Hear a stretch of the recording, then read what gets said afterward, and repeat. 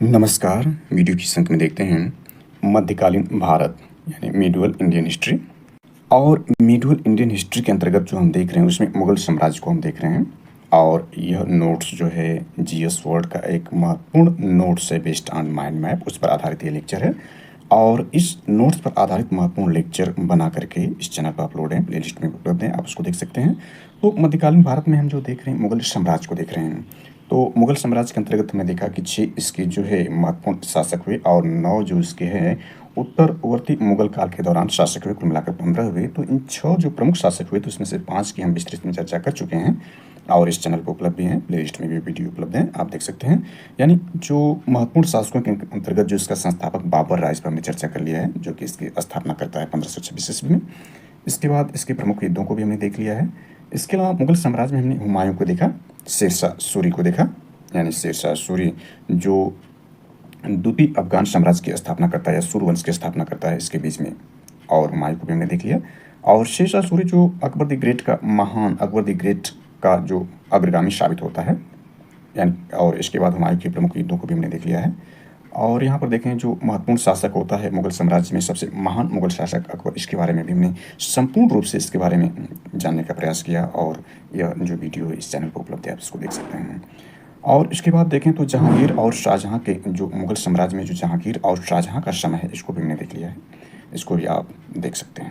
यानी इसमें जहांगीर को हमने देखा, जहांगीर की जो पत्नी नूर जहां थी, जिनका मूल नाम देखें वास्तविक नाम मिहिर-उन-निसा था, जहांगीर ने इनको उपाधि नूर महल या नूर जहां की उपाधि दी थी, इनको भी हमने देख लिया है विस्तार से। और इसके बाद शाहजहां को भी हमने देख लिया है। तो इस सारे जो है लेक्चर चैनल पर अपलोडेड है, उसको आप देख सकते हैं। तो आखिरी मुगल शासक जो महत्वपूर्ण 6 मुगल शासक थे उसमें से औरंगजेब को देखने से पहले सबसे पहले इसकी भूमिका को समझ लेते हैं, यानी शाहजहां के थोड़ी सी जानकारी इसमें ऐड कर लेते हैं। तो देखें शाहजहां के जो बेटे थे जिसमें औरंगजेब, दारा शिकोह और शुजा के बीच उत्तराधिकार का युद्ध शुरू होता है। कब होता है इसको पहले समझ लेते हैं। इसमें ध्यान देना है कि सितंबर 1657 यानी सितंबर 1657 ईस्वी में शाहजहां के गंभीर रूप से बीमार पड़ने और मृत्यु की अफवाह फैलने के कारण उसके पुत्रों के बीच उत्तराधिकार का युद्ध प्रारंभ हुआ। यानी उत्तराधिकार का युद्ध कब हुआ तो सितंबर 1657 में हुआ। और क्यों हुआ? ऐसी अफवाह फैले कि वह या तो मृत्यु को प्राप्त हो गया है या गंभीर रूप से बीमार हो गया है। तो उसके जो 3 पुत्र हैं इनके बीच उत्तराधिकार का युद्ध हुआ। उस समय देखें जो औरंगजेब है यह दक्कन में था, यानी दक्षिण भारत में था। इसके बाद जो शुजा है, शुजा जो है बंगाल में था। और जो दारा शिकोह है, दारा शिकोह जो है वो गुजरात में था और औरंगजेब दक्कन में था। यानी इनके बीच उत्तराधिकार का युद्ध हुआ इस अफवाह के कारण कि जो है शाहजहां की या तो मृत्यु हो गई या गंभीर रूप से बीमार हो गया है। तो इसमें यह ध्यान दें कि 8 जून 1658 खबर कब फैलती है? सितंबर 1657 को। और लगभग साल भर बाद या साल भर से कम में ही देखें तो 8 जून 1658 ईस्वी को औरंगजेब ने शाहजहां को बंदी बना लिया। आगरा के किले में अपने कैदी जीवन के 8वें वर्ष, यह ध्यान देना है कि इसका जो आखिरी वर्ष है वह बहुत अच्छा नहीं रहा शाहजहां का, या कह सकते हैं दैनिक माना जा सकता है, क्योंकि कैदी जीवन के 8वें वर्ष अर्थात 22 जनवरी 1666 ईस्वी को 74 वर्ष की अवस्था में शाहजहां की मृत्यु हो गई। यानी 57 में अफवाह फैलती है और 66 में इसकी मृत्यु होती है। कहने का आशय हुआ कि 9 वर्षों का इसका जो जीवन है वो दयनीय है, या कह सकते हैं कैदी का जीवन रहा, और 74 वर्ष की अवस्था में इसकी मृत्यु हो जाती है शाहजहां के। इसकी मृत्यु से पूर्व, यानी इसकी मृत्यु से पूर्व देखें तो जो घटनाक्रम शुरू होता उत्तराधिकार का, उसमें जो इसके जो बड़ा बेटा दारा शिकोह होता है और औरंगजेब के विरुद्ध जो होता है वह उत्तराधिकार का 3 महत्वपूर्ण युद्ध लड़े जाते हैं। पहला देखें तो धर्मट का युद्ध होता है, दूसरा शामगढ़ का होता है, और निर्णायक जो होता है देवराई घाटी का युद्ध होता है। देवराई घाटी के युद्ध के बाद जो औरंगजेब जो है वह अपने आप को सम्राट घोषित करता है या शासक बनाता है। तो इस पर हम विस्तार से चर्चा करेंगे। यहाँ पर दारा शिकोह के बारे में थोड़ी जानकारी और इन दोनों के बारे में उत्तराधिकार के युद्ध को समझ लेते हैं। तो ध्यान दें कि जो शाहजहां का सबसे बड़ा पुत्र दारा शिकोह था, यह सबसे विद्वान मुगल शासक था। ध्यान देना है, सबसे विद्वान मुगल शासक था। और सबसे महान मुगल शासक को अकबर द ग्रेट को हमने इससे पूर्व के लेक्चर में देख लिया है। और सबसे विद्वान मुगल शासक ये दारा शिकोह था। और इसका समय देखें तो 1615 से 1659 इसका समय है। हालांकि यह स्वतंत्र रूप से शासक के रूप में शामिल नहीं किया जाता है, क्योंकि इसका समय यह देखें, क्योंकि यह जो है शाहजहां के समय ही सबसे बड़ा पुत्र के रूप में यह कार्य किया था। औरंगजेब एक महत्वपूर्ण स्वतंत्र शासक के रूप में अपने आप को 49 वर्षों तक स्थापित किया था। तो इसमें उत्तराधिकार का युद्ध, पहला युद्ध देखें तो यह आपका 15 अप्रैल 1658 ईस्वी में दारा शिकोह या औरंगजेब के बीच धर्मट का युद्ध हुआ। यानी यहाँ दे सकते हैं धर्मट का युद्ध है। यह आपका दारा शिकोह औरंगजेब के बीच हुआ। धर्मट का युद्ध कब हुआ? 15 अप्रैल 1658 ईस्वी को। इस युद्ध में दारा की पराजय हुई। यानी इस युद्ध में क्या होती है? दारा शिकोह की पराजय होती है। दूसरा महत्वपूर्ण युद्ध देखें तो सामूगढ़ का युद्ध होता है। सामूगढ़ का युद्ध जो होता है 29 मई 1658 को होता है, यानी एक महीने बाद ही होता है। यानी 15 अप्रैल को होता है, 29 मई 1658 जस्ट एक महीने के अंदर ही जो है आपका, या कह सकते हैं 2 महीने के अंदर सामूगढ़ का युद्ध होता है। 29 मई 1658 ईस्वी को दारा शिकोह औरंगजेब के बीच जो होता है सामूगढ़ का युद्ध होता है। 29 मई 1658 ईस्वी को इस युद्ध में भी दारा की हार होती है, यानी सामूगढ़ के युद्ध में भी दारा की हार होती है। उत्तराधिकार का अंतिम युद्ध देवराय की घाटी का युद्ध होता है। ये देवराय की घाटी का युद्ध यह है, ये अंतिम युद्ध है उत्तराधिकार का युद्ध। देवराय की घाटी में मार्च 1659 ईस्वी में, यानी एक साल बाद होता है, क्योंकि अप्रैल में देखें यह पहला युद्ध है और इसी बीच एक महीने के अंदर में दूसरा सामूगढ़ का युद्ध होता है और आखिरी युद्ध जो होता है साल भर के अंदर में होता है। तो यह देवराय की घाटी का युद्ध होता है मार्च 1659 ईस्वी में। इस युद्ध में दारा की पराजित होने पर उससे इस्लाम धर्म की अवहेलना करने के अपराध में 30 अगस्त 1659 ईस्वी को उसकी हत्या कर दी गई। यानी देवराय के युद्ध में जो है दारा शिकोह, यानी तीनों युद्ध देखें, धर्मट का युद्ध या सामूगढ़ का युद्ध या देवराय घाटी का युद्ध, जो कि साल भर के अंदर में तीनों युद्ध लड़े जाते हैं उत्तराधिकार के युद्ध। आखिरी युद्ध में जो होता है दारा शिकोह भी पराजित होता है, उसे तो तीनों युद्ध में पराजित होता है। आखिरी युद्ध में दारा शिकोह पराजित होने पर उसे इस्लाम धर्म की अवहेलना करने के अपराध में 30 अगस्त 1659 ईस्वी में उसकी हत्या कर दी गई। तो औरंगजेब के साथ उत्तराधिकार को लेकर हुआ था। दारा शिकोह ने अपना निर्वासित जीवन अलवर के कंकबाड़ी किले में बिताया था। अब जो इसमें देखते हैं कि दारा शिकोह सबसे विद्वान मुगल शासक था। कैसे इसको इसमें समझने का प्रयास करते हैं कि सबसे विद्वान मुगल शासक ये क्यों था। तो इसमें देखें सर ए अकबर, जिसको महान रहस्य के नाम से जानते हैं, नाम से उपनिषदों का अनुवाद करवाया। किसने करवाया? यही दारा शिकोह ने करवाया। वेरी वेरी इंपॉर्टेंट एग्जाम पूछता है कि सर ए अकबर नाम से उपनिषदों का अनुवाद किसने कराया? तो दारा शिकोह ने कराया। सर ए अकबर जो महान रहस्य, इसके बारे में थोड़ा जानकारी देखें तो दारा शिकोह का सबसे बड़ा प्रयास बनारस के पंडितों के एक समूह को अपने साथ लगाया। इसमें इसलिए लगाया, तो इसमें ध्यान दें कि विशेषकर शाहजहां के समय एक खास ब्राह्मण बनारस के काफ़ी संबंधित रहे। तो ब्राह्मणों के समूह की सहायता से 52 उपनिषदों यानी 52 उपनिषदों का अनुवाद कराया, जिसका नाम सिर ए अकबर यानी सिर ए अकबर रखा है, जो महान रहस्य के नाम से भी जाना जाता है। तो ब्राह्मणों के समूह की सहायता से क्या कराया? 52 जो है उपनिषदों का अनुवाद कराया, जिसका नाम इसने सर ए अकबर रखा, यानी महान रहस्य नाम से जाना जाता है इसको। इसके अलावा इसमें देखें तो इसने क्या किया? भगवद गीता, योग वशिष्ठ, उपनिषद एवं रामायण का फारसी में अनुवाद कराया। ध्यान देना किस भाषा में अनुवाद कराया? फारसी में अनुवाद कराया। इसमें थोड़ी जानकारी ऐड करते हैं। इसमें एक बुक मशहूर इतिहासकार जो मुजफ्फर आलम की पुस्तक है, यानी मशहूर इतिहासकार एक हैं मुजफ्फर आलम जी, उनकी पुस्तक है the Mughal and the Sufis. उनकी बुक है the Mughal and the Sufis. उसमें इन्होंने क्या लिखा है उसको थोड़ा समझ लेते हैं। यानी इसमें उन्होंने लिखा है मुजफ्फर आलम की पुस्तक द मुगल और सूफी में, जो हाल ही में लिखी गई है मुजफ्फर आलम की नई पुस्तक, उसमें दारा शिकोह की योग वशिष्ठ की नई व्याख्या प्रस्तुत की गई। यानी जो योग वशिष्ठ है इस पर नई व्याख्या दी गई है। नई व्याख्या क्या है इसमें समझते हैं। इसमें कि दारा शिकोह एक धार्मिक दार्शनिक ही नहीं बल्कि एक राजनीतिक विचारक भी था। यानी धार्मिक दार्शनिक ही नहीं बल्कि एक राजनीतिक विचारक भी था।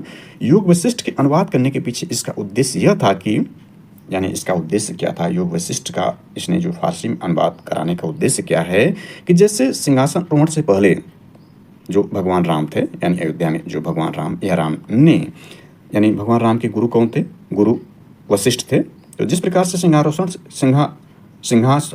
से पहले, यानी सिंहासन पर बैठने से पहले भगवान राम ने अपने गुरु वशिष्ठ से शिक्षा ली थी कि आदर्श राजा को क्या होना चाहिए। तो दारा शिकोह कहीं न कहीं योग वशिष्ठ लिखकर अपनी परंपरा, भारतीय धर्म या संस्कृति, एक महत्वपूर्ण व्यक्तित्व राजा राम से जोड़ने की कोशिश की कि वह राजा राम की तरह एक आदर्श शासक बनना चाहता था और आदर्श शासक के रूप में भारत में स्थापित होना चाहता था। यानी योग वशिष्ठ जो इसने अनुवाद कराया, इसके पीछे की मंशा क्या थी? तो वह जो है जो मशहूर इतिहासकार हैं मुजफ्फर आलम, उनकी पुस्तक है दी मुगल और सूफी, उनमें योग वशिष्ठ ने बताया कि जिस प्रकार से भगवान राम ने सिंहासन बैठने से पहले उनके जो गुरु थे वशिष्ठ जी से उनसे दीक्षा ली थी या शिक्षा ली थी कि आदर्श राजा क्या होना चाहिए और किस तरह का होना चाहिए, तो उसी तरह का अपने आप को बनाने के लिए, योग वशिष्ठ को जानने के लिए वो इसका अनुवाद कराता है कि जैसे राजा राम की तरह एक आदर्श शासक, जो आदर्श शासक बने थे, तो उस तरह से आदर्श शासक बनना चाहता था। इसके मतलब अनुवाद कराने का यह तर्क दिया जा रहा है। तो ये सारी जानकारी देखें तो इससे सबसे विद्वान मुगल शासक साबित करता है।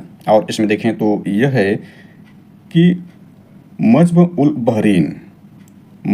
बहरीन दो महासागरों का मिलन सूफी वेदांत विषय पर लिखी। यानी इसने क्या लिखी है? मज्म उल बहरीन लिखी, जो दो महासागरों के मिलन पर आधारित है। मतलब इसमें सूफी और वेदांत विषय पर लिखी गई है। इसमें ध्यान देना है कि 1655 ईस्वी में शाहजहां इसे क्राउन प्रिंस घोषित करता है। यानी उसकी बीमारी की अफवाह या मृत्यु की अफवाह के 2 वर्ष पूर्व जो है शाहजहां अपने बड़े बेटे जो दारा शिकोह उसको क्राउन प्रिंस घोषित करता है। यह वेरी वेरी इंपॉर्टेंट है। और इसके बाद 3 साल बाद जो इसको कैद कर लिया जाता है औरंगजेब द्वारा, और 8 वर्ष जो कैदी का जीवन बिताने के बाद शाहजहां की मृत्यु हो जाती है। उसको हमने शुरू में चर्चा कर लिया था। तो शाहजहां के बारे में ये देखें कि, बल्कि दारा शिकोह के बारे में ये देखें तो कादरी सिलसिले की मुल्ला शाह बदख्शी का शिष्य था। यानी किसका शिष्य था? कादरी सिलसिले के मुल्ला शाह बदख्शी का शिष्य था। उदारवादी मुस्लिम कहा जाता है इसको, दारा शिकोह को। शाह बुलंद इकबाल उपनाम इसको दिया गया शाहजहां द्वारा।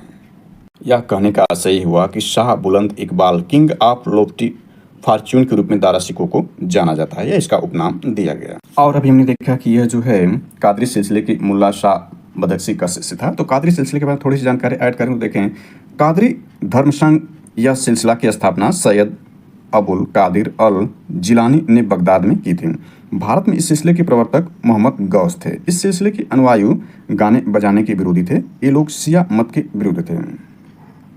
यहाँ पर थोड़ा देखना चाहें तो देख सकते हैं जो सूफी धर्म है, सूफी धर्म में देखें तो 12 सूफी सिलसिले, जिसमें से चिश्ती और सोहरावर्दी बाशरत है। यानी ये सारी जानकारी पूर्व के लेक्चर में हम दे चुके हैं। इसमें कादरी सिलसिले को थोड़ा सा देख लेते हैं। तो यहाँ पर क्योंकि देखें कादरी सिलसिला यह सैयद अब्दुल कादिर नादाद, भारत में मोहम्मद गौस द्वारा प्रसार किया गया। मुगल शासक राजकुमार दारा शिकोह जो था कादरी सिलसिले की मुल्ला शाह का शिष्य था। यही हमने देखा इसमें।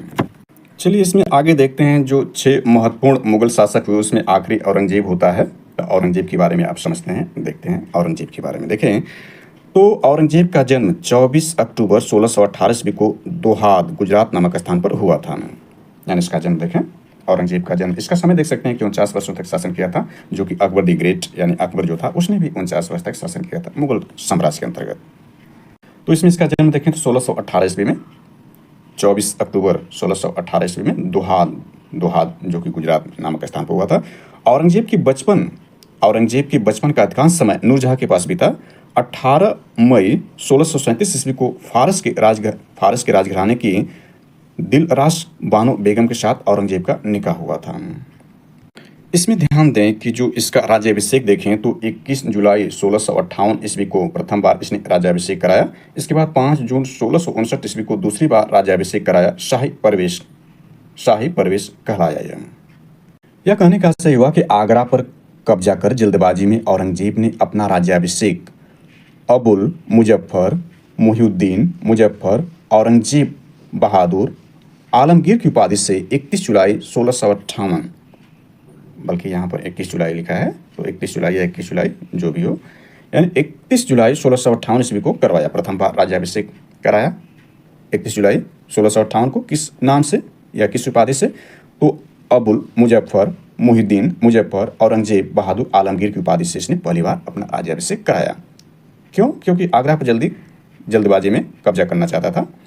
इसके बाद देखें तो आखिरी जो युद्ध हमने देखा था उत्तराकार का युद्ध, देवराय का युद्ध था, जिसमें देवराय के युद्ध में इसने दारा शिकोह को पराजित कर दिया था। तो देवराय के युद्ध में सफल होने के बाद 15 मई 1659 ईस्वी को औरंगजेब ने दिल्ली में प्रवेश किया। यानी आगरा पर पहली बार उसने क्या कराया था? जल्दबाजी में राज्याभिषेक करा लिया। इसके बाद देवराय के युद्ध में वो विजयी हो जाता है। सफलता प्राप्त करने के बाद 15 मई 1659 ईस्वी को औरंगजेब दिल्ली में प्रवेश करता है और शाहजहां के शानदार महल में 5 जून 1659 ईस्वी को दूसरी बार राज्याभिषेक करवाता है। यानी दूसरी बार राज्याभिषेक 5 जून 1659 को दिल्ली में करवाता है। प्रथम बार आगरा में करवाया था जल्दबाजी में। औरंगजेब के गुरु थे मीर मोहम्मद हकीम थे। और ध्यान दें कि औरंगजेब सुन्नी धर्म को मानता था, उसे जिंदा पीर कहा जाता है, इसे जिंदा पीर भी कहते हैं, और यह सुन्नी धर्म को मानता था।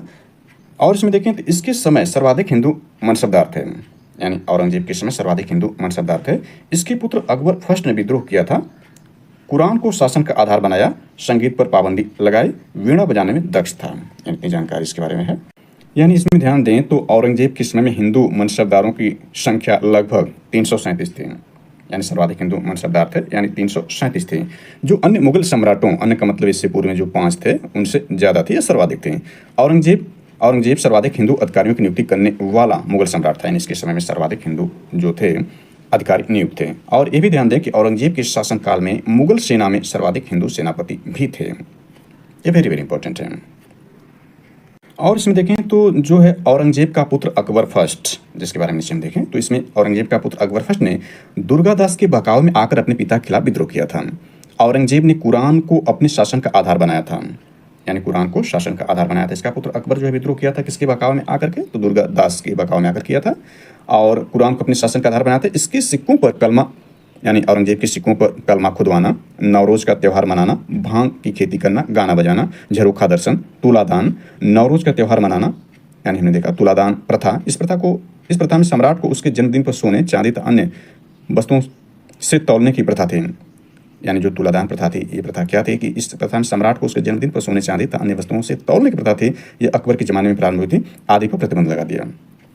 यानी कुरान को शासन का आधार बनाया, और प्रतिबंध किस पर इसने लगाया, तो प्रतिबंध सिक्कों पर कलमा खुदवाने प्रतिबंध लगाया, नवरोज के त्यौहार प्रतिबंध लगाया, भांग खेती प्रतिबंध लगाया, गाना बजाना प्रतिबंध लगाया, झरोखा दर्शन पर प्रतिबंध लगाया, और तुलादान पर भी प्रतिबंध इसने लगा दिया।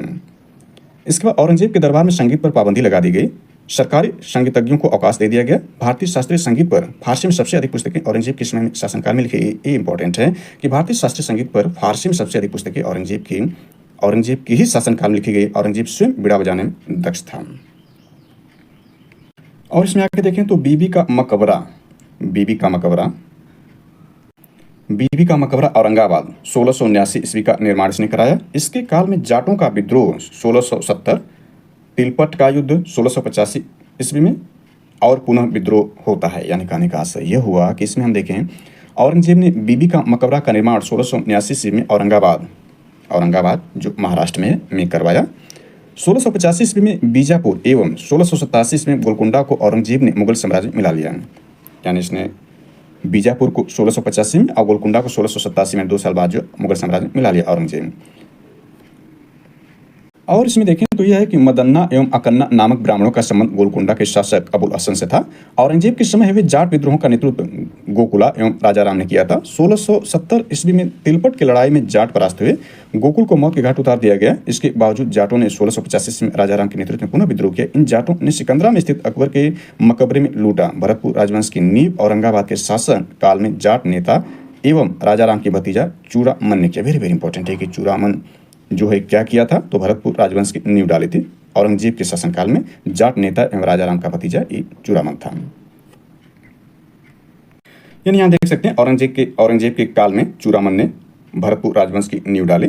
यह दारुल हर्ब काफिरों का देश को दारुल इस्लाम यानी इस्लाम देश में बदलना चाहता था।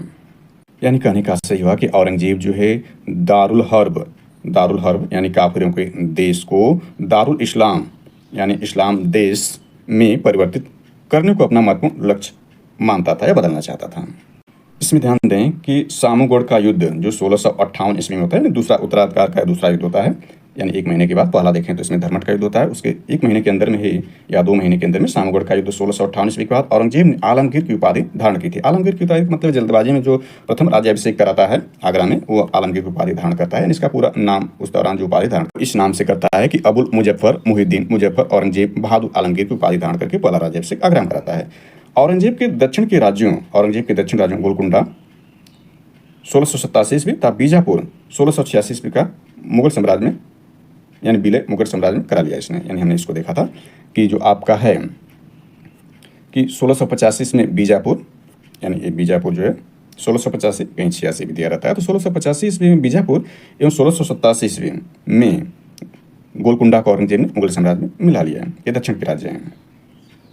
और इसमें देखें तो आपका यह है कि इसके समय यानी औरंगजेब के समय बहादुरगढ़ का विद्रोह हुआ जनवरी 1658 ईस्वी में, तथा खजवा का युद्ध जनवरी 1900 लिख दिया है, ये गलत प्रिंटेड हुआ है, 1659 ईस्वी में। यानी बहादुरगढ़ का विद्रोह 1658 में होता है, खजवा का युद्ध जो होता है 1659 ईस्वी में हुआ था औरंगजेब के समय में। इसके बाद देखें 22 जून 1665 ईस्वी को पुरंदर की संधि होती है शिवाजी के साथ, इसकी औरंगजेब की।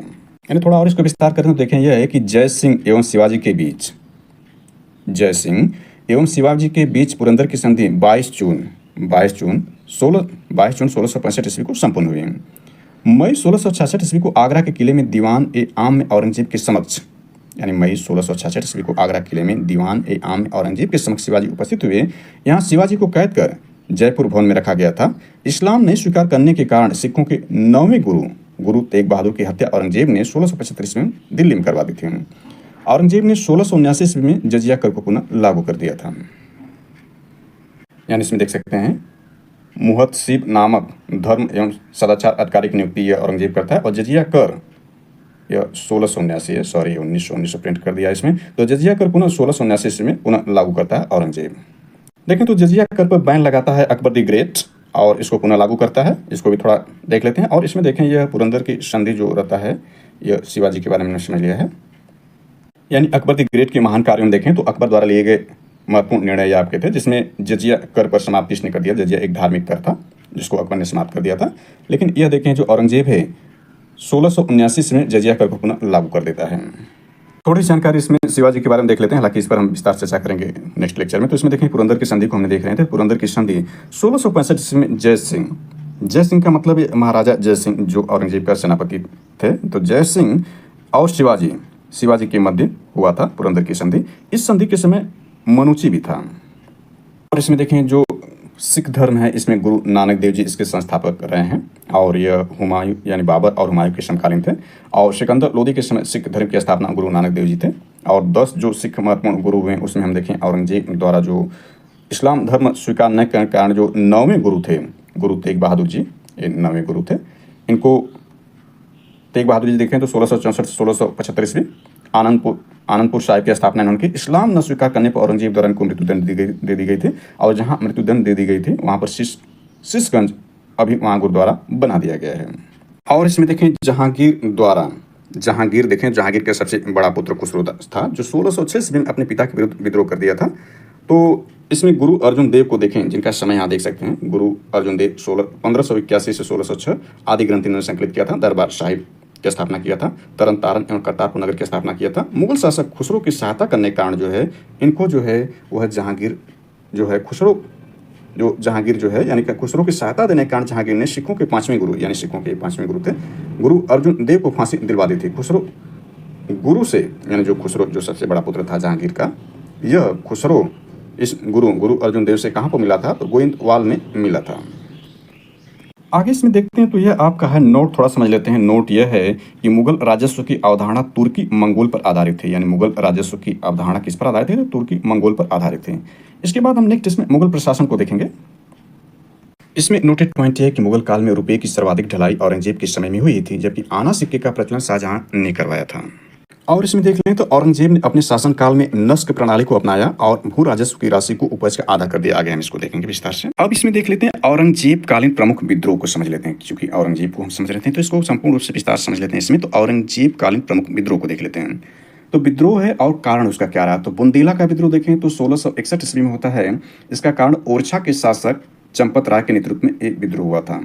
अफगान विद्रोह देखें उत्तर पश्चिम सीमांत क्षेत्र 1667 ईस्वी में यह होता है। उद्देश्य इसका क्या था या कारण क्या था? पृथक अफगान राज्य की स्थापना करना था। भागू के नेतृत्व में यह सीमांत यानी अफगान विद्रोह हुआ था उस उत्तर पश्चिम सीमांत क्षेत्र में, जो कि 1667 ईस्वी में होता है। यानी इसके 5 साल बाद 6 साल बाद जाट विद्रोह देखें तो 1669 ईस्वी में होता है। इसका कारण क्या? औरंगजेब के समय का पहला संगठित विद्रोह यह होता है। किसान एवं भूमि के मुद्दे पर जो है जाट विद्रोह होता है। सतनामी विद्रोह देखें तो यह नारथौला मथुरा में होता है। सतनामी विद्रोह नारनौल यानी सतनामी विद्रोह नारनौल मथुरा में होता है। इसके नेतृत्व करता वीरमान होते हैं। यानी किसके नेतृत्व में था? तो वीरमान के नेतृत्व में सतनामी विद्रोह होता है नारनौल मथुरा में। सिख विद्रोह जो 1675 ईस्वी में होता है, इसके उद्देश्य क्या है? धार्मिक कारण इसका था, एकमात्र धार्मिक विद्रोह यह औरंगजेब के समय में हुआ था। औरंगजेब का अंग्रेजों का विद्रोह देखें तो 1686 ईस्वी में होता है। अंग्रेजों का विद्रोह 1686 में होता है। अंग्रेजों को हुबली से बाहर खदेड़ दिया गया। औरंगजेब के समय में अंग्रेजों का विद्रोह 1686 में होता है, इसमें अंग्रेजों को हुबली से बाहर खदेड़ दिया गया।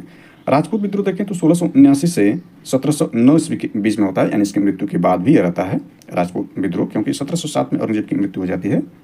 तो यह देखें उत्तराधिकार के विषय पर यह युद्ध होता है, यानी इसकी शुरुआत राजपूत विद्रोह की शुरुआत औरंगजेब के समय में होती है, लेकिन उसकी मृत्यु के बाद भी जारी रहती है। अकबर सेकंड का विद्रोह जो 1681 ईस्वी में होता है, मेवाड़ एवं मारवाड़ की सहायता से 11 जनवरी 1681 में स्वयं को बादशाह घोषित करता है अकबर सेकंड, जो उसका पुत्र था औरंगजेब का। किसके बहकावे में करता है? तो यह दुर्गादास के बहकावे में आकर अपने पिता के खिलाफ विद्रोह करता है अकबर सेकंड, जो 1681 में करता है। और औरंगजेब के समय देखें तो फ्रांसीसी यात्री फ्रांकोइस बर्नियर औरंगजेब के चिकित्सक थे। यानी फ्रांसीसी यात्री जो था फ्रांकोइस बर्नियर औरंगजेब का चिकित्सक था।